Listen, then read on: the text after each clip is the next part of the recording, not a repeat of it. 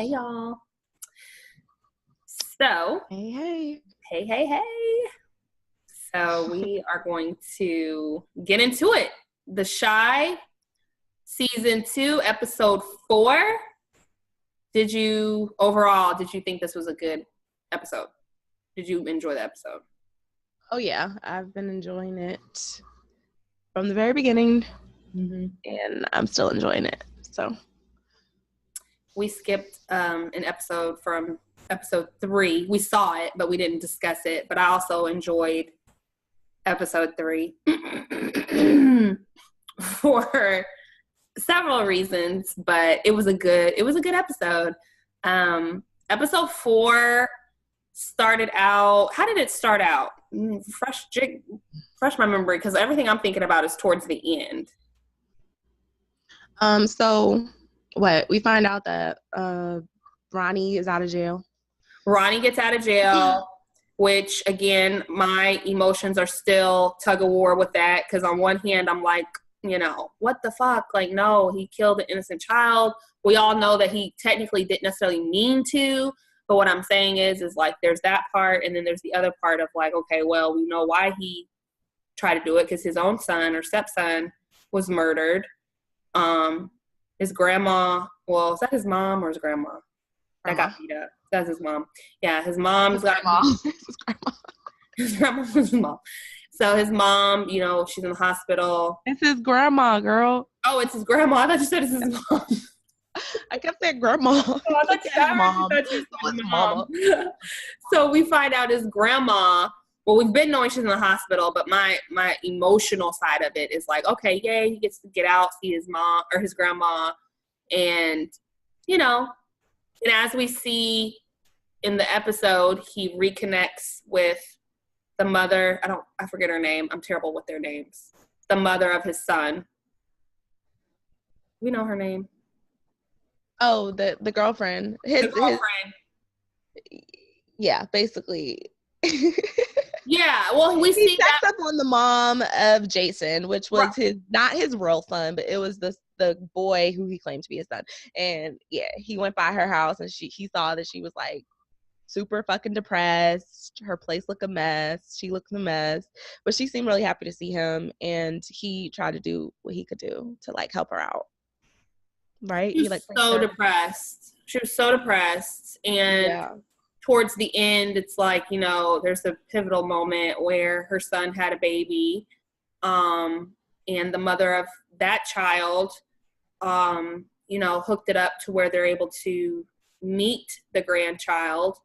And it was just this beautiful moment that's like, a loss of her son, but it's still something that's connected to her son. So it was a really beautiful moment, and Ronnie helped to facilitate that. So that was pretty awesome to see.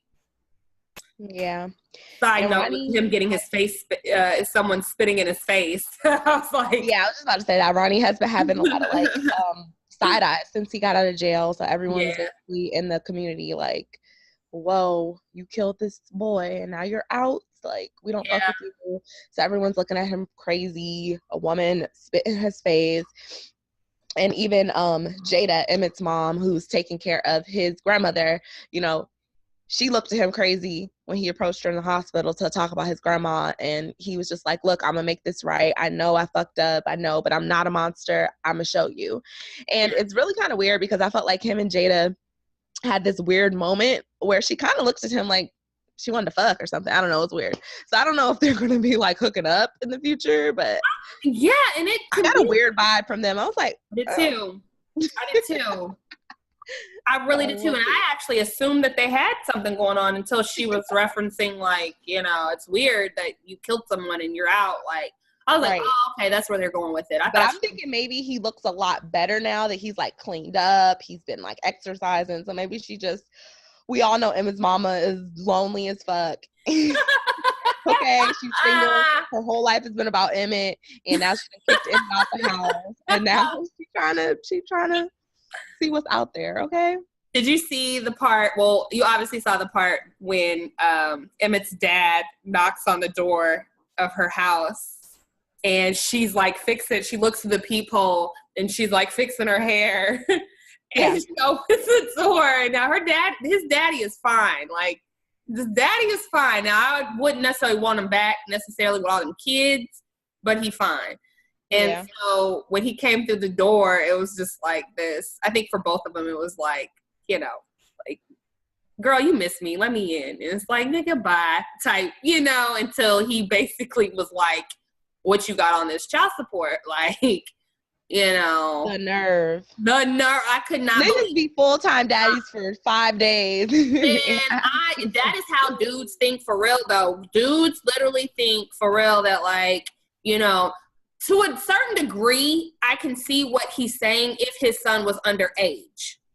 Like, if he was paying child support for the child from birth to 10 and now from 10 to 18, he's taking responsibility for him. That's even if he isn't underage, like, I'm sorry.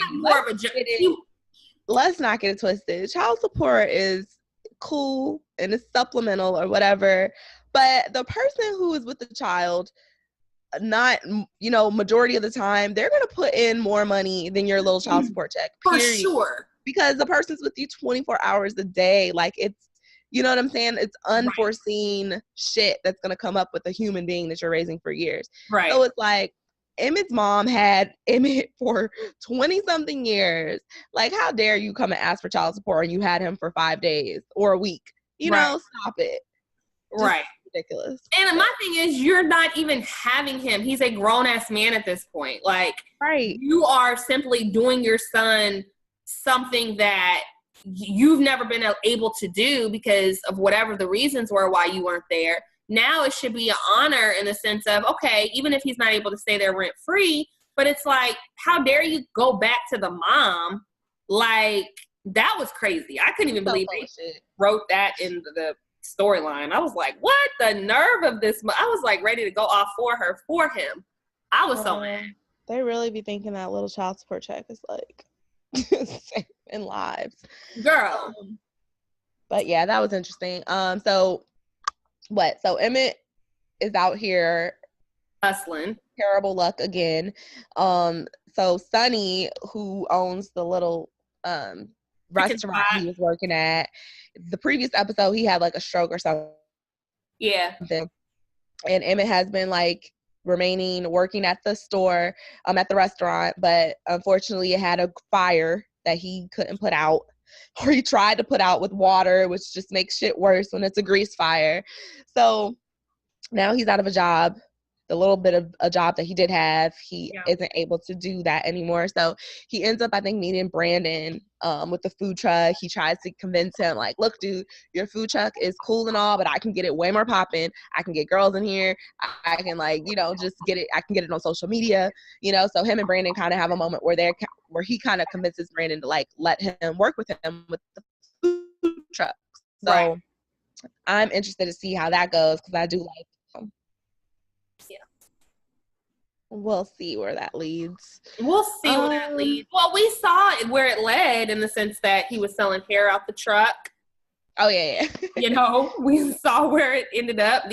Brandon was hesitant to allow him to take over his truck for a day or whatever the case was. And, Brandon comes back after culinary school or challenge to find him hustling tacos and bundles of hair out of the taco truck. And, so he's obviously a little put off because he's like, yo, I can lose my license for you doing this bullshit, until he found out, well, just within an hour, nigga, I made a stack and 50% of this is yours. So Brandon at that point, he's like, okay, I'm with it, so it'll be interesting to see kind of like how that turns into something or where it goes this season, their partnership or what they try to turn it into.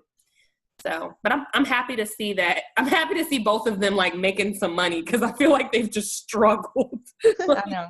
You know what I mean? Like they have not been able to catch a break. So always struggling. And now Brandon has terrible luck because his, the killer Ronnie who killed his brother is out of jail. So he is just beyond pissed. His mom, who's been missing the whole series, well, this whole season, we haven't seen his mom yet. She was out of town, and once she got word that that Ronnie was getting out of jail, she said she couldn't bear to come back to Chicago and run into the man who killed her son, which, you know, understandable. So Brandon just seems to be like between a rock and a hard place. Like he's just trying to figure it do out. right. He's just trying to do right. He's really trying to do right and things the right way. He really is. And the relationship he has with his girlfriend, I'm still kind of like on the edge with that because I just feel like, I don't know, she just irks me. She's annoying. And she's very annoying. Yeah. We had a storyline in this episode too, right? About the whole trying to get the public housing with her new boss. Mm-hmm. So she's working with this lady who owns a building, and she's trying to convince the lady, I guess, to allocate a few units for public housing for like people who have low income, HOC, whatever, low income housing or whatever. Section 8. And the lady's all against it because she's like, as soon as I let broke poor people come in here, they're going to start tearing my building down, and then my whole property value will go down. So it's an interesting outlook, because I've never even thought about that, but I was like, that's crazy that business owners and property owners do think about shit like that. And this lady's Black, you know, and she's like, I don't want low income people in my building. Hell yeah, that's the reality of it, is that, you know, hell, you know, some people in my family that own properties in Section 8, and you know, it's one of the least friendly. It's very economical, like it's very lucrative, because it's a guaranteed check from the government. Like you don't have to worry, like from what I hear. Yeah. However, when I say they, from stories that I've heard of owners, which are usually are Black ones, because those are the only ones that I really know that have properties with Section 8, that I'm speaking to right now, they don't like renting out to lower income families because their properties typically will be fucked up and tore up. And I'm not saying that if you rent to someone who's white, I really think low income really is really in any race at this point, because there's only a small amount of people really that are in that mid to higher end racket. But yeah, so I think it's just lower income, whatever race. Typically the consensus is they don't take care of the properties. Right. So, and it brings a certain crowd to an area that you probably are trying to gentrify and make it look better. So, like you said, it's a good outlook on it from a business owner standpoint, as well as, you know, someone who's trying to push it. So, yeah, it'll be interesting to see that storyline for sure. Yep. Yeah, the only other thing that's really popping off is like the kids. So Jake and the little kid crew. Oh, Maisha, we saw her glow up though. This episode, I said, "Oh, okay." She said, "Kev, she said you couldn't handle this." I was like, She gave me everything I needed in that little clip. So so for people who didn't watch, that clip was they had a school dance, and she came in there looking amazing. Her hair was straight and super nice dress on. I think she had a little dress on, and it was just funny to watch because right before that she was trying to figure out, like, what do I do with my hair? Like, her hair wasn't cooperating with how she wanted to wear it. And Kevin was, like, giving her tips and stuff like that. But he was being a friend. It seemed like they were building some type of friendship. But when she went to that dance and everybody was looking at her, he had a little hint of, like, jealousy, almost like he liked her a little bit. So that was cute. See where that goes. Wasn't that picture day? It was picture day. It was picture day. So they had a big food fight and shit. And we did see Jake, badass Jake.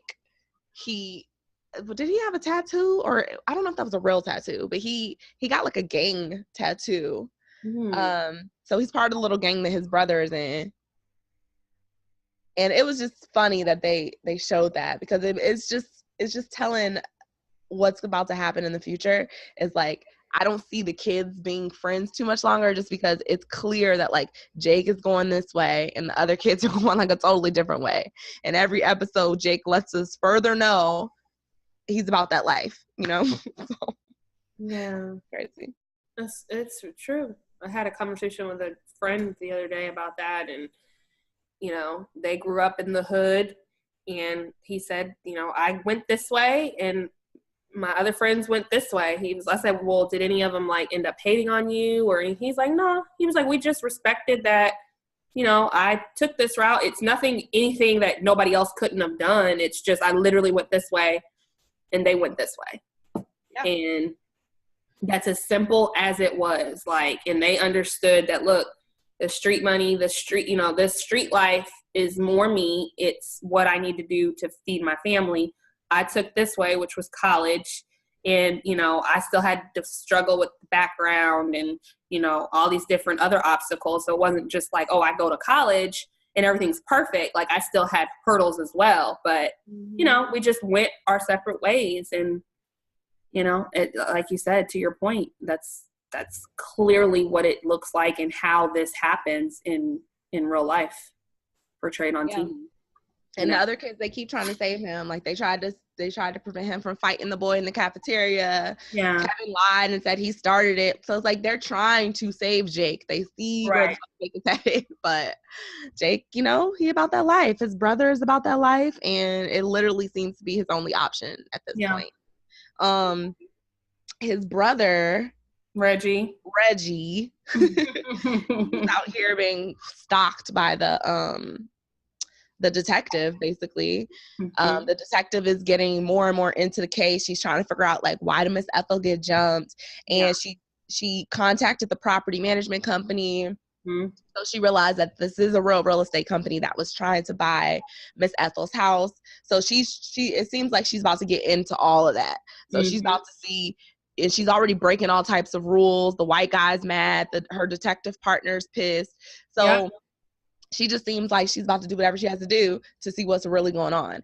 And Reggie attempted to get one of his black boys, who's super young, like this 14-year-old, big, not so smart boy. He attempted to, get him to confess to beating up Miss Ethel to kind of take the heat off of one of his other guys.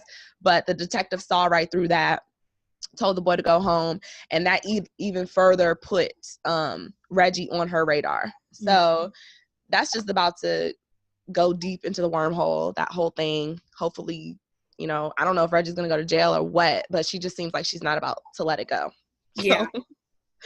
No, she's definitely on their ass, and it's hot. Reggie's in some shit, you know, for not being a good judge of character and keeping this out of the headlines by his person that he has to answer to. And it looks like at the end of this episode that Reggie will shoot. The last episode, Reggie didn't have no more mess ups when he had to, you know, pay back all that money that was owed. And his boss or drug lord was like, all right, you don't got no more chances. And in this episode, he's just reminding him, nigga, you didn't have no more chances back then. Now it's on. Like, so I'm a little scared for Reggie, as Reggie has been very strong and very, confident, you know, first season and the beginning of the season. Now we see Reggie kind of like a little shook. Yeah, he should. So it'll be interesting to see how this takes a turn as well. Yeah, so solid first 4 episodes.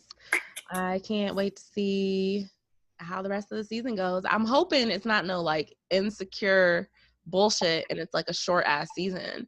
So I'm hoping we get at least like 10 to 12 episodes. It's like, don't let it be 8 episours, Lord. Well, at least we don't get 30 minutes. You know what I'm saying? Like, at least we don't get 4 30-minute episodes. You know what I mean? Like, at least we get an hour, a full hour.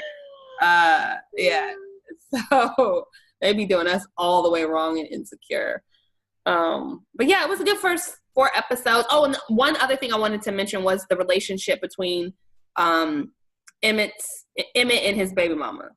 I am glad to see that it appears to be that they're trying to get on the same page with raising their kid. In Emmett, we see him kind of trying to step up and, provide and, just step up. So that's been very nice to see. So yeah. Yep. To be continued. Hopefully we will have the next review for episode number 5 up Sunday night or Monday morning. If not, follow us, subscribe, check us out. Share. Either way, we got content coming. Yes. All right. Until next time, it's been real. Peace. If you enjoyed this episode, make sure you subscribe to the Black Coffee and Tea podcast, available now on iTunes, Spotify, Soundcloud, and YouTube. And if you want to be a part of the BCT fam, make sure you follow us on Instagram at BCT Podcast. Until next time.